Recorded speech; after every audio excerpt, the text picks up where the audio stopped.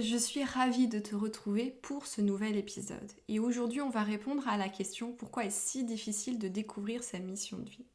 Alors si tu me suis sur les réseaux sociaux, si tu me lis ou si tu m'écoutes, c'est que tu cherches aujourd'hui à te réinventer professionnellement et même plus que ça. Tu cherches vraiment à découvrir ce pourquoi tu es fait, ce pourquoi tu es faite et à renouer ainsi avec ta véritable personnalité, ton identité profonde. Et ce à quoi tu aspires aujourd'hui, eh bien, c'est plus de liberté, d'épanouissement, d'accomplissement. Tu veux vraiment te sentir entrepreneur de ta vie, pouvoir gérer ton temps comme tu l'entends, à ta guise, vraiment décider de tes actions, te sentir utile, avoir un impact aussi dans la vie des gens. En gros, ce que tu cherches aujourd'hui, c'est vraiment à concilier bonheur et sens. Et ce que tu traverses aujourd'hui, en fait, ce n'est qu'une invitation à te découvrir ou à te redécouvrir.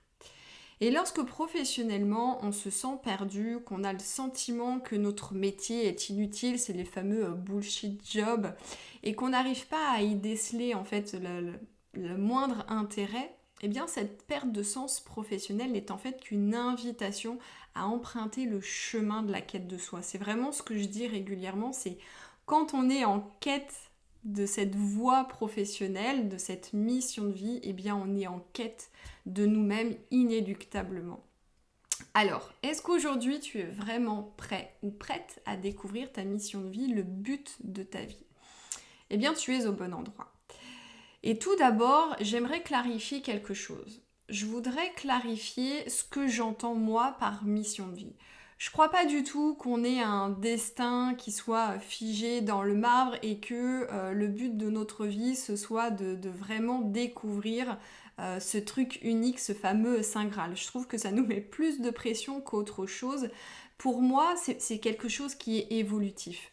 En fait, pour moi, découvrir sa mission de vie, le but de sa vie, c'est vraiment de nous connecter tout d'abord à notre véritable nature, au-delà des injonctions, au-delà de tous ces conditionnements qu'on a pu avoir par le biais de notre famille, par le biais de la société. C'est vraiment renouer en fait avec notre identité profonde, notre moi profond, pour ensuite exprimer notre singularité et bien au service d'une cause qui nous anime.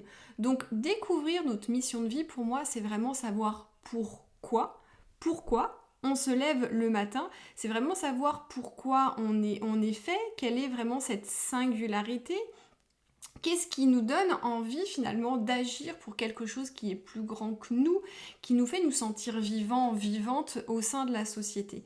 C'est se lever chaque matin avec envie, enthousiasme et terminer sa journée eh bien, en étant fier d'avoir été justement une contribution pour le monde. Et encore une fois, peu importe à quelle échelle on agit, c'est vraiment ce principe du colibri. Et quand on est connecté à cela, c'est ce qui donne en fait le sentiment d'appartenance, c'est ce qui nous donne le sentiment à tous d'être connectés, d'être un tout universel. Mais pour prendre conscience que nous ne sommes pas en fait dans notre bonne voie, dans la bonne direction pour nous, dans notre véritable mission de vie, eh bien il faut souvent un événement déclencheur, il faut souvent une bascule dans notre vie. Et bien souvent, en fait, on traverse notre vie, notre existence, sans véritablement nous poser toutes ces questions existentielles. Jusqu'à quand on devient jeune adulte, on ne se pose pas vraiment toutes ces questions de savoir mais qui je suis, qu'est-ce que je veux vraiment accomplir dans ma vie. C'est vraiment des questions qui arrivent quand même un peu plus tard. Et du coup, pendant toute cette période de notre existence, eh bien, on se laisse porter par la vie, on se laisse porter aussi par tout ce que l'on peut entendre autour de nous.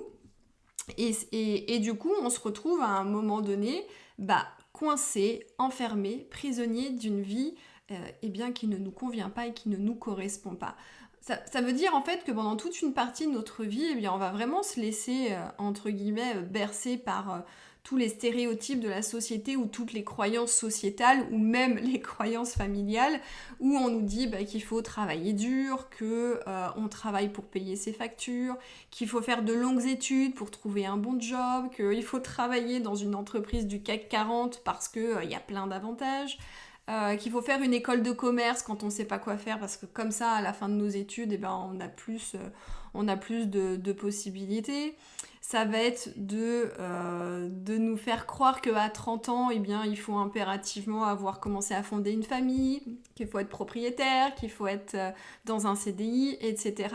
Où il y a cette fameuse aussi phrase d'un homme d'affaires que je ne citerai pas et qui à un moment donné avait dit si à 50 ans t'as pas de Rolex, c'est que t'as raté ta vie. Bref. Donc toutes ces choses-là finalement elles nous conditionnent et elles nous mènent finalement dans une voie qui n'est pas la nôtre. En fait, on fait beaucoup de choses en pensant à ce que les autres attendent de nous ou ce que la société bien pensante attend de ses citoyens.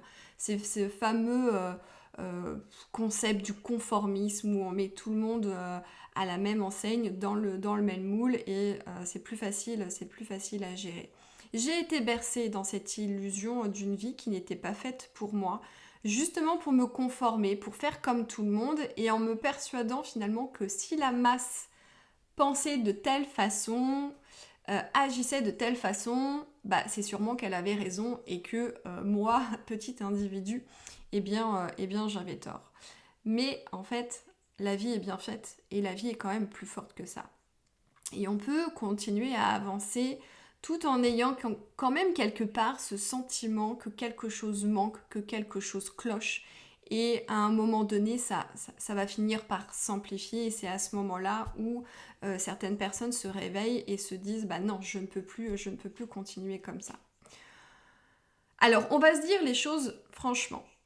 Aujourd'hui, avec l'émergence du développement personnel, avec les nombreux livres qui couvrent le sujet de la reconversion professionnelle, de trouver sa voie, de pouvoir s'épanouir, de se révéler, et de tous les articles de blog auxquels tu peux accéder gratuitement, en fait, la connaissance est accessible. Aujourd'hui, tu sais comment faire. Alors, pourquoi est-ce que c'est si compliqué ? Pourquoi est-ce qu'aujourd'hui, finalement, tu sais, mais tu es toujours en questionnement et tu es toujours coincé dans ta vie professionnelle. En fait, ce qui se passe, c'est que le chemin, il n'est pas compliqué. Le chemin, il est simple. D'ailleurs, il suffit juste de taper dans Google et tu vas trouver pléthore de questions de journaling, d'introspection pour t'aider vraiment à cheminer. Le problème, c'est qu'en fait, on peut vite tomber dans l'infobésité, tout simplement parce que le mental crée chez nous de la confusion. Et parce qu'il a compris en fait que si on veut vraiment faire ça de façon posée, de façon concentrée, de façon focus, eh bien ça va nous mener dans l'inconfort. Et l'inconfort, c'est tout ce que notre cerveau ne veut pas nous voir vivre parce que ça peut révéler chez nous des choses douloureuses et il veut nous prémunir justement de ces moments-là. Donc il préfère nous garder dans notre zone de confort. Mais je vais quand même te partager les 3-4 freins principaux que moi j'ai identifiés auprès de la communauté et qui font que justement, eh bien, ça rend finalement le chemin beaucoup plus compliqué. Et qui du coup nous détourne et te détourne du but de ta vie. Ce qu'il faut comprendre, c'est que pour arriver à nous aligner à ce pourquoi on est fait, à notre mission de vie, au but de notre vie, eh bien on a besoin en amont de se révéler, de découvrir notre nature profonde. Ça veut dire quoi ? Ça veut dire qu'il faut aller creuser un petit peu dans ce qu'on appelle un peu le travail de l'ombre. C'est vraiment de regarder dans notre vie tous les événements passés, c'est de regarder toutes nos habitudes, tous nos comportements que l'on a aujourd'hui et qui finalement aujourd'hui nous desservent dans la vision ou la direction que l'on souhaite avoir dans notre vie. Alors pour certaines personnes, je sais que le fait de se projeter, c'est très compliqué. Souvent, quand en séance clarté, je pose cette fameuse question de si j'avais une baguette magique et que j'avais la possibilité de transformer ta vie, elle ressemblerait à quoi ? Souvent, certaines personnes bloquent à ce moment-là. Elles n'arrivent pas à se projeter, elles n'arrivent pas à exprimer leurs propres désirs, leurs propres rêves. Et donc là, c'est intéressant d'aller comprendre en fait ce qui bloque. Et peut-être que c'est ton cas aujourd'hui. Souvent, c'est parce que ces personnes-là, elles ont des rêves, mais parfois elles sont dans le déni, où le mental vient leur faire créer le scénario que ce n'est pas possible, ce n'est pas accessible pour elles. Et c'est là où vraiment j'attire ton attention sur le fait que ce qui est plus compliqué aujourd'hui dans ce changement de vie professionnelle, dans tout ce cheminement de réflexion, eh bien c'est nous, c'est vraiment notre mental, c'est toutes ces croyances que l'on alimente au quotidien, c'est tous ces scénarios qui font qu'en fait, eh bien on reste bloqué dans des schémas de pensée qui finalement nous éloignent du but de notre vie. Parce que on est des êtres conditionnés et cela même avant la naissance. Donc le travail à faire, c'est vraiment ce truc-là, c'est vraiment se déconditionner, c'est vraiment déconstruire ce qu'il y a à déconstruire pour construire d'autres fondements, pour pouvoir construire cette vie qui nous correspond à 100% et dans laquelle on va pouvoir mettre du sens et être dans le plaisir, dans la joie, dans la légèreté. Alors, ce qui nous éloigne en fait du but de notre vie, c'est souvent les attentes de ceux que nous aimons. Et souvent, les premières attentes, ce sont celles de nos parents. Il n'est pas rare, là encore, que j'entends en séance clarté ou par la bouche même de mes clientes « Ah, mes parents ont toujours voulu que... Mes parents me trouvaient trop sensible pour mes parents, ce n'était pas un vrai métier ou je ne savais pas quoi faire comme étude, alors j'ai suivi le conseil de mes parents, etc. » En tant que parents, nous voulons le meilleur pour nos enfants. Le problème est que nous projetons sur eux nos propres fantasmes, nos propres idéaux et nos propres incapacités aussi à satisfaire nos besoins et notamment nos besoins de sécurité. Donc on veut absolument créer un château fort, enfin des fortifications pour protéger nos enfants, mais en faisant ça finalement on les empêche d'exprimer leur propre singularité et d'être à l'écoute finalement de leur propre boussole. Donc le fait d'être à l'écoute et d'être attentif ou attentive aux attentes des autres, ça nous met en fait dans la mauvaise direction. L'autre frein que j'ai pu aussi identifier, c'est la validation et la reconnaissance par les autres. Là encore, nous sommes programmés, tout notre univers est axé sur la récompense. Ah, t'as réussi cet exercice, t'as eu une bonne note, ça va être la récompense. On t'emmène manger au restaurant samedi soir quand on est gamin par exemple, ou alors on va avoir un jouet. Ou alors on va avoir droit à l'attention de papa qui est overbooké et qui travaille beaucoup. Et là, parce qu'on a eu une bonne note, on est le centre de l'intérêt. Ça va être de chercher la reconnaissance aussi plus tard, par le fait de faire de brillantes études, par le fait d'avoir un certain statut social, par le fait de signer un CDI peut-être dans une grande entreprise, alors même que le job ne nous convient pas, mais c'est pas grave. Il y a la reconnaissance et la validation par les autres. Donc on recherche aussi la validation de nos choix. Et là, je pense notamment à toutes ces personnes qui aujourd'hui veulent changer, veulent se réinventer professionnellement, veulent quitter leur cage dorée et qui cherchent désespérément le regard approbateur de leur conjoint ou de leur conjointe et voire même de leurs parents, même si on a 30 ans ou 40 ans passés. En agissant ainsi, en fait, on n'est pas relié à nos propres désirs, on n'est pas relié à ce qui nous anime profondément, à ce qui nous fait plaisir. Et on se coupe de ce qui est vraiment essentiel, c'est-à-dire que pour découvrir vraiment le but de notre vie, ce qui nous anime profondément, ce pourquoi en effet on a besoin d'être connecté à la joie, on a besoin d'être connecté au plaisir. Donc si on est toujours à agir en attendant la validation et la reconnaissance des autres, en fait on est clairement en train de se couper l'herbe sous le pied et on ne peut pas naviguer vers la direction qui est juste pour nous. Donc il faut vraiment prendre conscience que le conditionnement, ça fait des ravages. Mais encore une fois, quand on est parent, on veut agir pour le meilleur, mais parfois on ne se rend pas compte que nos comportements peuvent justement conduire nos enfants dans une mauvaise direction. L'autre frein que j'ai pu observer aussi auprès de ma communauté, c'est la comparaison. Et parfois, la comparaison, elle peut être tellement forte qu'elle nous immobilise. Elle nous laisse dans le statu quo et on peut rien faire. La comparaison, c'est quand on observe en fait ceux qui ont déjà franchi le pas et ceux qui se sont lancés. Alors moi-même, je partage des témoignages de réussite parce que je trouve que ça inspire et ça inspire aussi confiance auprès des personnes qui ont envie de travailler avec moi. Mais pour certaines personnes, ça peut créer l'effet inverse justement, c'est-à-dire qu'on va se comparer.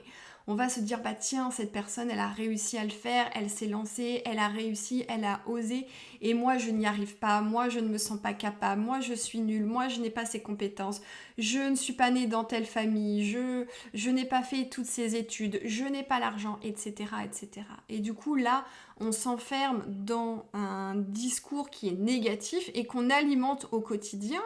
Et du coup, bah, qu'est-ce que ça crée? Eh bien, ça crée de l'immobilisme à l'intérieur de nous.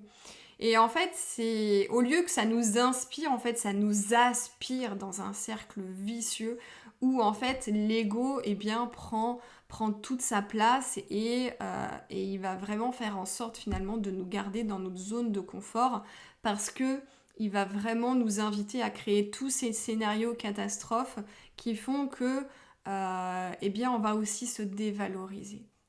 Donc le fait de se comparer aux autres, eh bien, ça nous détourne là aussi euh, du chemin qui va nous mener vers notre véritable mission de vie, vers notre but. Car encore une fois, en faisant cela, on met toute notre attention sur l'extérieur, alors que l'attention doit être portée à l'intérieur. On regarde, on est toujours sur l'extérieur parce qu'on a peur de regarder à l'intérieur parce que ça crée de l'inconfort. Mais l'inconfort, c'est vraiment le passage obligé. Et je te dis pas que pendant 1 an, tu vas vivre dans l'inconfort et tu vas être tout le temps en train de mettre le nez dans des choses qui ne te font pas plaisir, dans ton histoire de vie, dans des événements qui n'ont pas été agréables pour toi. C'est sur un laps de temps.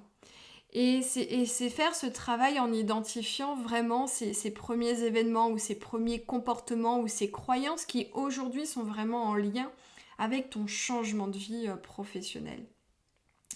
Donc en fait, tu vois, le chemin, il est très simple. Encore une fois, aujourd'hui, tu sais comment faire. Il suffit juste d'aller sur Google, il suffit juste d'aller acheter un livre sur le sujet, de répondre aux questions, mais voilà. Mais c'est pas suffisant parce que le plus gros frein à ce changement de vie professionnelle, le plus gros frein au fait de vraiment se révéler et découvrir ce pourquoi on est fait, eh bien c'est nous-mêmes. C'est nos conditionnements, ce sont nos schémas de pensée, ce sont notre incapacité aussi à être en lien avec nos émotions. Donc c'est tout ce package-là, en fait, qui fait qu'aujourd'hui, ça rend le chemin compliqué. Mais déjà, si tu portes ton attention sur ces 3 freins que je viens de te partager, eh bien, ça va te permettre tout simplement de déblayer le chemin. Et si tu sens que tu as vraiment besoin d'un regard extérieur comme un garde-fou pour te montrer eh bien, tes angles morts, eh bien, ça peut être intéressant effectivement d'être accompagné sur ce chemin-là. Et encore une fois, je pense que se faire accompagner quand on est comme ça sur un changement de vie professionnelle où vraiment on a envie d'aller en profondeur et de vraiment se reconnecter à sa nature profonde, c'est vraiment important. Et c'est pas... Et c'est pas juste de la formation, c'est un véritable accompagnement. C'est vraiment un chemin de transformation pour vraiment te libérer de ces carcans qui aujourd'hui n'ont plus lieu d'être. Voilà, c'était vraiment ce que je voulais te partager aujourd'hui dans ce nouvel épisode. Je te rappelle qu'on se donne rendez-vous à partir du 28 février pour la masterclass Découvrir ma mission de vie professionnelle et créer mon entreprise à impact positif. On se retrouve pendant 3 jours, c'est pas 3 jours à temps complet. On se retrouve le 28, le 1er mars et le 2 mars à 12h30 dans un groupe Facebook ou directement sur Instagram pour te partager justement des clés de compréhension pour que tu puisses réussir ta reconversion professionnelle. Et il y aura bien évidemment du coaching en direct. Voilà, donc le lien est sous la vidéo, sous le podcast. Surtout, n'hésite pas à cliquer sur le lien pour avoir plus de détails. Et puis, on se retrouve sinon pour le prochain épisode.